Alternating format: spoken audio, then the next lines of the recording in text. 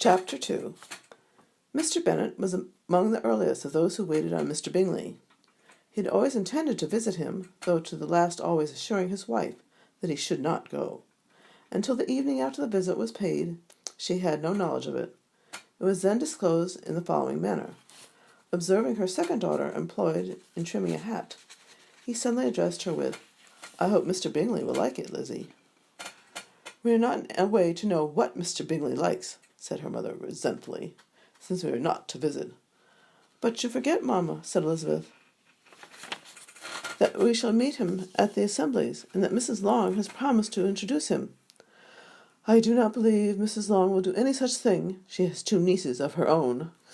She is a selfish, hypocritical woman, and I have no opinion of her." "No more have I," said Mr. Bennet, "and I am glad to find that you do not depend on her serving you." Mrs. Bennet deigned not to make any reply, but unable to contain herself, began scolding one of her daughters. "Don't keep coughing so, Kitty, for heaven's sake. Have a little compassion on my nerves. You tear them to pieces." "Kitty has no discretion in her coughs," said her father. "She times them ill." "I do not cough for my own amusement," replied Kitty fretfully. "When is your next ball to be, Lizzie?"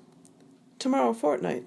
"Aye, so it is," cried her mother, "and Mrs. Long does not come back till the day before, so it will be impossible for her to introduce him, for she will not know him herself."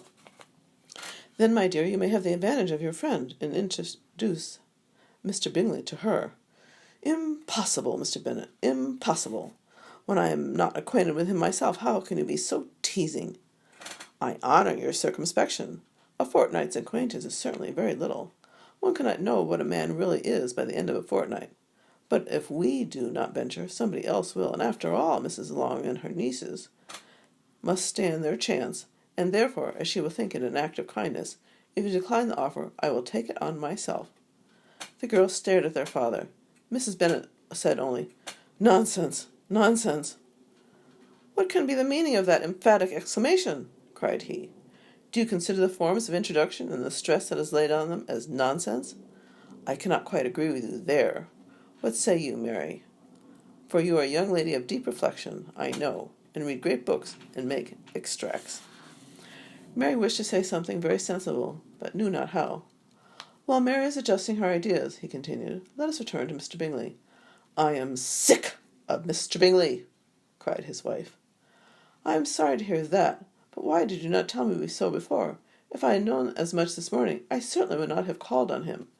It is very unlucky, but as I have actually paid the visit, we cannot escape the acquaintance now." The astonishment of the ladies was just what he wished, that of Mrs. Bennet perhaps surpassing the rest, though when the first tumult of joy was over, she began to declare that it was what she had expected all the while. "How good it was in you, my dear Mr. Bennet, but I knew I should persuade you at last. I am sure you loved your girls too well to neglect such an acquaintance. Well, how pleased I am! And it's such a good joke, too, that you should have gone this morning and never said a word about it till now." "Now, Kitty, you may cough as much as you choose," said Mr. Bennet, and as he spoke he left the room, fatigued with the raptures of his wife. "What an excellent father you have, girls," said she, when the door was shut. "I do not know how you will ever make him amends for his kindness, or me either, for that matter. At our time of life it is not so pleasant, I can tell you, to be making new acquaintances every day. But for your sakes we would do anything. Lydia, my love, you are the youngest. I dare say Mr. Bingley will dance with you at the next ball."